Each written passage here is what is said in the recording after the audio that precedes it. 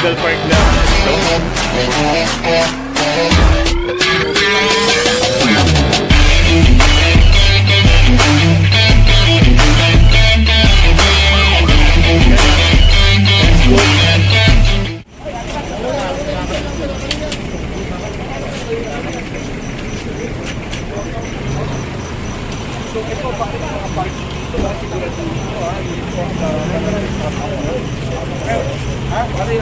Sa party na nakaparada dito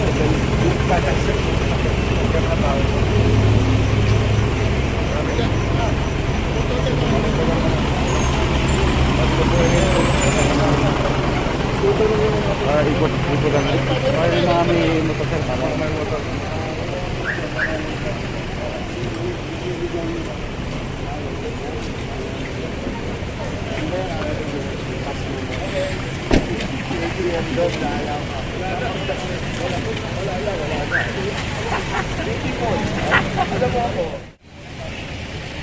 Yan mga kasama at kasama natin si Chairman Abalos sa paghahanda ng Mabuhay Lane sa darating na Lunes.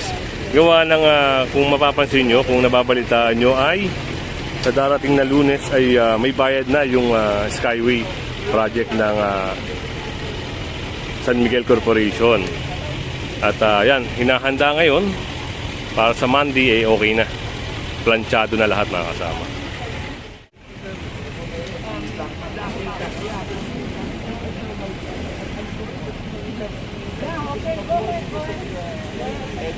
I'm the most violated.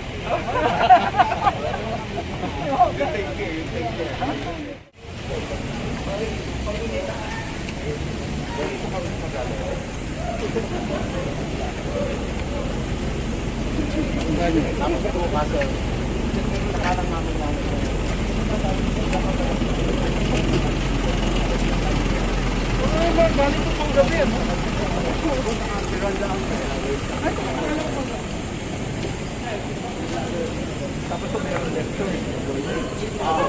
Kasi no entry na. Okay. Basta susunod ninyo ha. Okay ba rin sa kanto? Sa kaliwa?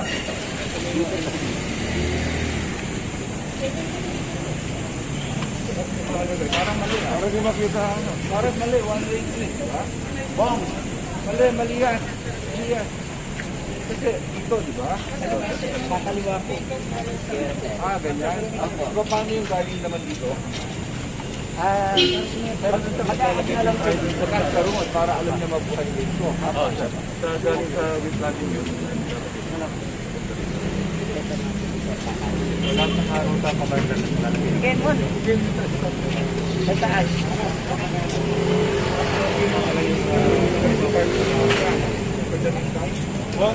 Tarpaulin mo na ito? Oo, sir. Pagdating time, ano yan? Kahoy o tapos yung frame niya? Kahoy. Sige, para matutusin na pagkawakan ng kami. Bigyan ka sa akin ang kapatay. Actually, you could make it smaller. Kailangan magay ka kalaki. Ito pala yun. Baka mahali yung mga kable, ha?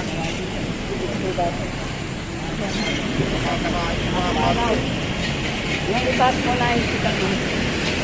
Para sa baka lang.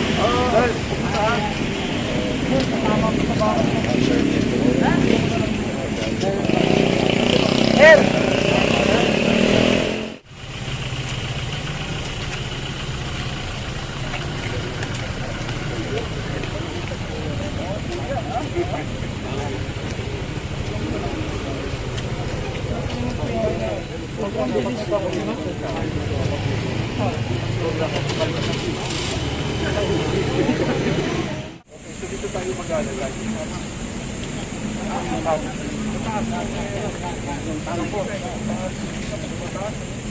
Baba mo dala.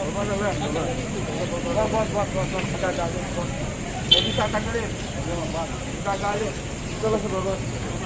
Sunod tayo. Baba mo na lang. Mga magalit.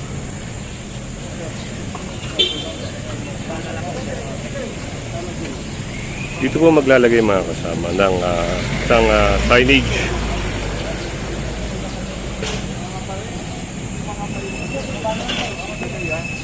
Papalitan po namin yung... Pero wag doon dito.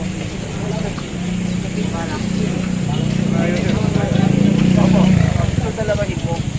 Ito ikaw yung tuturo po ng yung papunta doon. Oo. Ito kasi galing ako.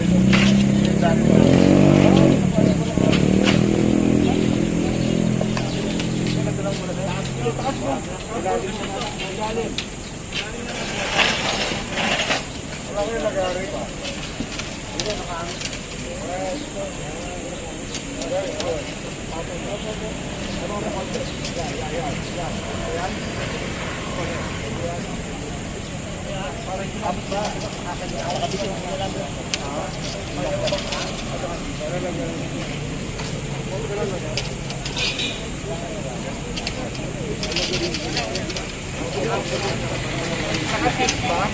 Nababasa ba? O nakatid?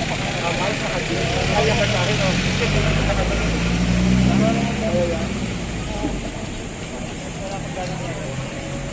Wala. Alam mo, hindi ba sa dahil sa ginagawa, ha? Dapat ito, irot na raw.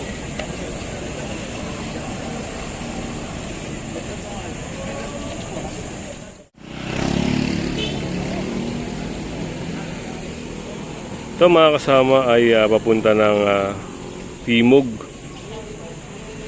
Scout Ibordoloasa, at yung kabilang street ay Scout Sergeant Esquera.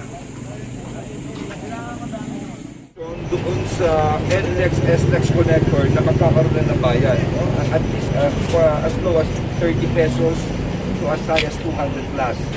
So ina-anticipate namin yung mga ibang hindi dadaan doon sa connector, maaari magpunta na EDSA. So dahil dito ay itong mabuhay lane, i-check namin ngayon at yung mga lanes, yung mga signs na wala ay ginagawa namin ngayon, binabalikan namin. I've already requested the 7 mayors na kung saan dadaan ng mabuhay lane to also help us. No? As I am talking right now, kahapon pa, isang actually this week, pero more focus now yung clearing operations namin. So nagki-clearing na lahat ng mabuhay lane. So I'm asking those na kung sa Monday man ay medyo sumikip ng konti sa EDSA, please consider this mabuhay lanes. No? Maganda ito, shortcut ito. If you're coming, it's practically simple. Kung galing ka sa norte, pumunta ka sa south, dito ka na dumaan. These are alternative routes, no? Hindi lang EDSA. Ito yung pwede nyo daanan at subukan. So basically, it's 7, no? Kung galing ka dito, it's Quezon City. Pagkatapos ng Quezon City, maaaring dumaan ka ng San Juan. And then from San Juan, dadaan ka ng Mandaluyong. And then Mandaluyong, dadaan ka ng Makati. And then Pasay. And then meron pa tayong Manila, no? And Parañaque. So these are the 7 LGUs na pwede ninyong gamitin. Kung titignan nyo ang map ng Kalakang Maynila, ito yung mga nasa gitna halos na dinadaanan. Kaya ang pinakabugbog talaga rito, no, ito particularly yung sa amin, Mandaluyong. Kaya if we're going to look at this, malaking bagay sa amin, kung marami pang mga tulay, especially across the Pasig River. Kasi usually tumatawid sa Pasig River. Ngayon ay nabuksan na ang isang bridge. Ito yung Santa Monica Bridge. If you're coming from the side of Pasig, hindi ka na kailangan gugulo dito sa bandang Guadalupe. Tatawid ka na sa Santa Monica Bridge, nandito ka na sa Makati. At about 1 more or 2 more months siguro, makukumpleto na yung papuntang BGC. So malaking bagay yan. If you're from BGC, papuntang Pasig, dito ka na dumaan. At yung sa kabila naman, I think this will be 1 month or 2 months from now, si Secretary Villar, no, DPWH, bubuksan na rin itong Mandaluyong Makati Bridge. This will also complement Guadalupe. So dalawang side by side ito. Malaking bagay ito, those coming from Mandaluyong, the side of Manila, etc. San Juan, dito na dadaan, hindi na sa EDSA pa, papunta naman sila ang Makati. So these are some of the routes na sinasabi namin sa inyo na pwede po ninyong gamitin. So anong in-expect at inaasahan natin sa Monday since masakit sa po bakit ba natin ito? Well, kaya natin ginagawa ito dahil baka yung iba ay dito na dumaan sa EDSA dahil nga yung bayan dito sa NLEX na connector road ay may bayad na. So yung iba baka ayaw nila magbayad, mag-EDSA na sila ulit. No? Kaya nga sinasabi namin ay kung dadaan kayo, pag mula Quezon City o Monumento o ano, at pupunta kayong Pasay, itong mga rotang to ang pwede kong daanan. Kung medyo masikip sa EDSA. Sir, nagsasagawa na ba ng mga clearing operations regulars sa lot of this Mabuhay Roads maliit sa bansa? Actually, may mga clearing operations kami.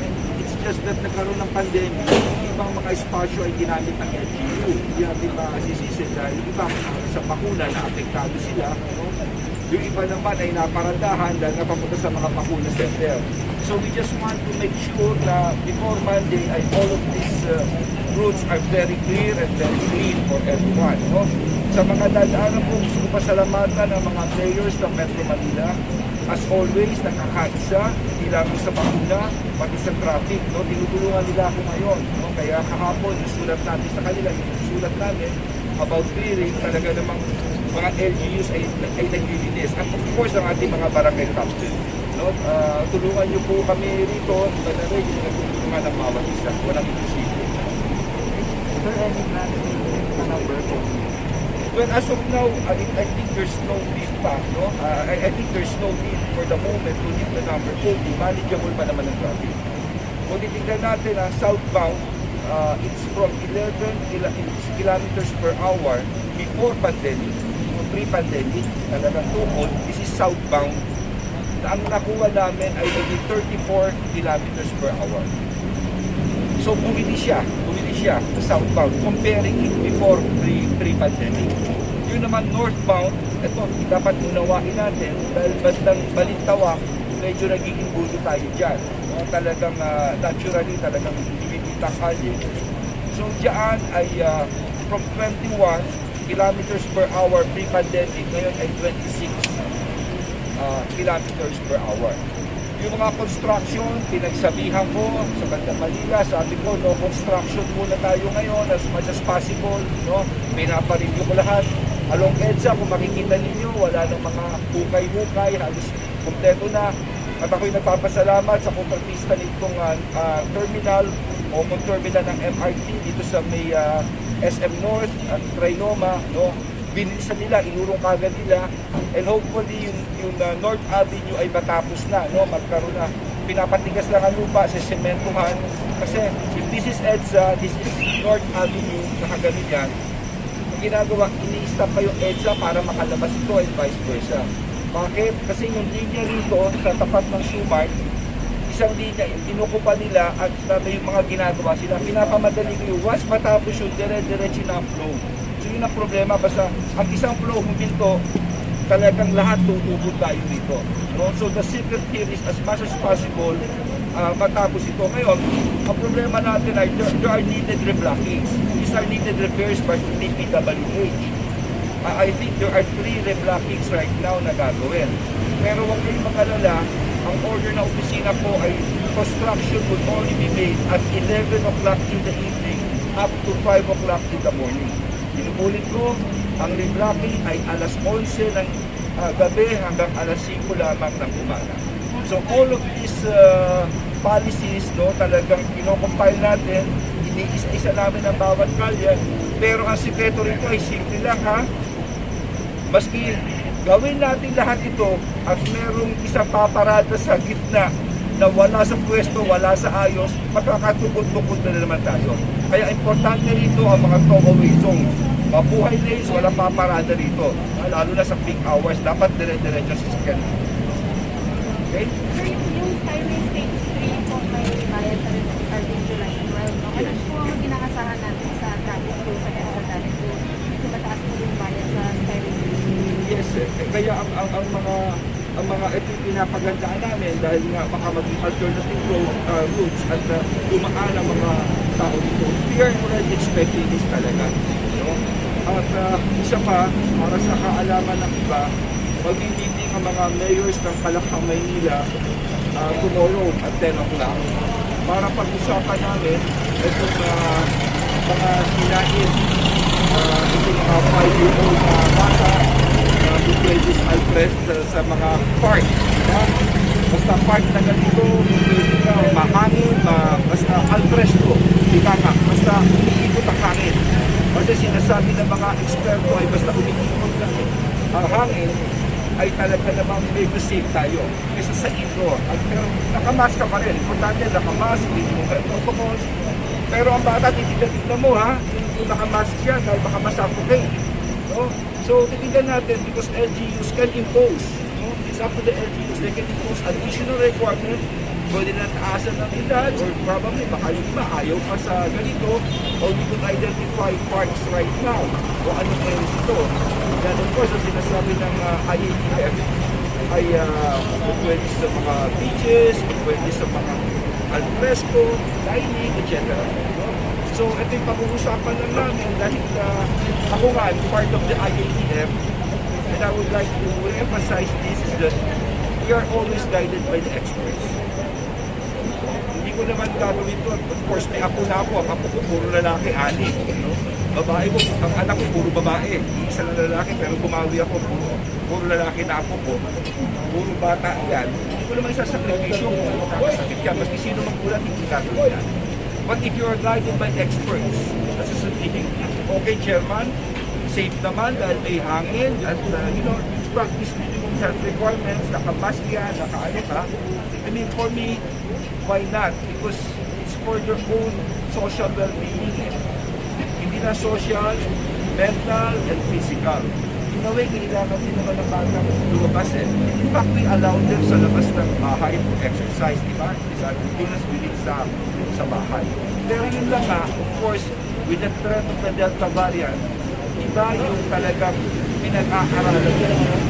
But again, I would like to emphasize, ito'y consulting our experts at DOH lahat. Kaya nabuhin yung policy. So it's possible na hindi susundin ang LGU. Well, titignan po natin sa ibang LGU, no? Pero alam mo, like, may sila Mayor Lino, ng Taguig, with ang dami nilang mga open spaces, no? I mean, okay yan eh. Quezon City, for once, si Mayor Joy nakausap ko.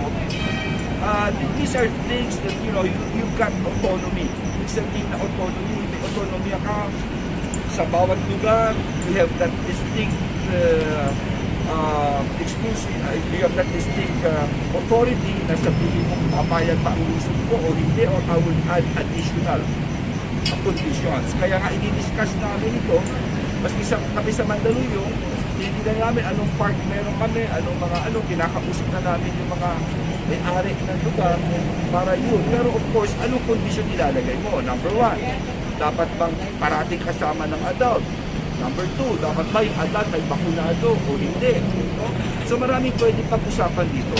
Ang lahat naman ito, kung pagtutusin mo naman, is all for the sake of the children at yung community, lahat tayo. No? Ganun lang naman, lahat naman mabuti naman ang intention nito. Okay? So okay na tayo, ha? So, aaluhin lang natin yung ibang... Ano pa ba kayo? Siguro, okay na.